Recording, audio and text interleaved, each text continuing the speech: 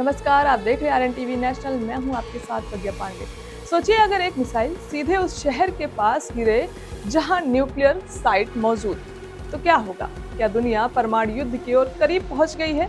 Middle east में हालात तेजी से बिगड़ रहे हैं। ईरान ने इजराइल के डिमोना इलाके पर मिसाइल दागी, वही जगह जहां इजराइल का न्यूक्लियर रिसर्च सेंटर माना जाता है।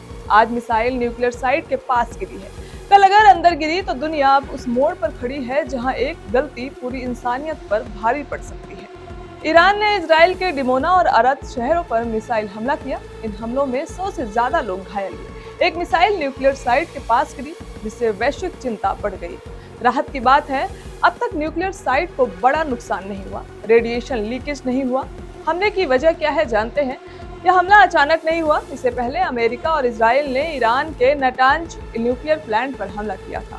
उसी का जवाब देते हुए ईरान ने रिटेलिएशन स्ट्राइक किया। मतलब साफ है, न्यूक्लियर साइट के बदले न्यूक्लियर साइट पर हमला किया गया।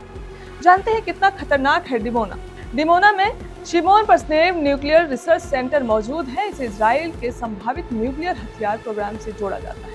अगर यहाँ सीधा हमला सफल होता तो रेडिएशन फैल सकता था, हजारों लोगों की जान खतरे में पड़ सकती थी और यह न्यूक्लियर डिजास्टर बन सकता था। सबसे बड़ा खतरा क्या है? इस घटना से 3 बड़े खतरे सामने आए। एयर डिफेंस फेलियर, इजराइल का आयरन डोम सिस्टम कुछ मिसाइल नहीं रोक पाया। दूसरा है long range missile threat, Iran ने 4000 किलोमीटर तक मार करने वाली मिसाइल भी लॉन्च की। तीसरा है न्यूक्लियर एस्केलेशन, अब हमने सीधे न्यूक्लियर साइट के आसपास हो रहे हैं, यानी युद्ध अब और खतरनाक लेवल पर पहुंच चुका है। क्या यह वर्ल्ड वॉर की शुरुआत है? अभी नहीं, लेकिन खतरा बढ़ रहा है।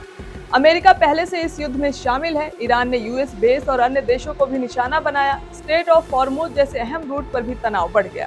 इसका असर है कि तेल और गैस की कीमतें बढ़ रही हैं। ग्लोबल इकोनॉमी पर असर पड़ेगा।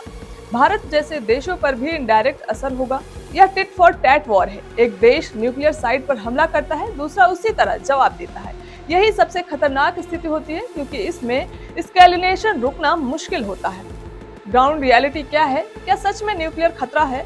अभी तक कोई रेडिएशन लीकेज नहीं। हमला न्यूक्लियर साइट के पास हुआ था, लेकिन सीधे अंदर नहीं गया। लेकिन यह एक चेतावनी है, अगली बार ऐसा ना हो।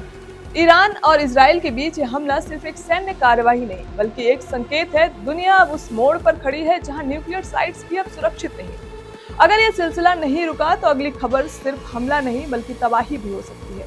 यह सिर्फ एक हमला नहीं, एक वार्निंग है पूरी दुनिया के लिए, क्योंकि अगली बार निशाना चूक भी सकता है और तब खबर नहीं, इतिहास लिखा जाएगा। मिसाइलें सिर्फ शहरों को नहीं, भविष्य को भी निशाना बना रही। अब सवाल यह नहीं है कि अगला हमला कब होगा, सवाल यह है कि दुनिया इस हमले को कैसे झेल पाएगी। फिलहाल के लिए इतना ही। खबरों के अपडेट्स के लिए जुड़े रहें आरएन टीवी नेशनल के साथ।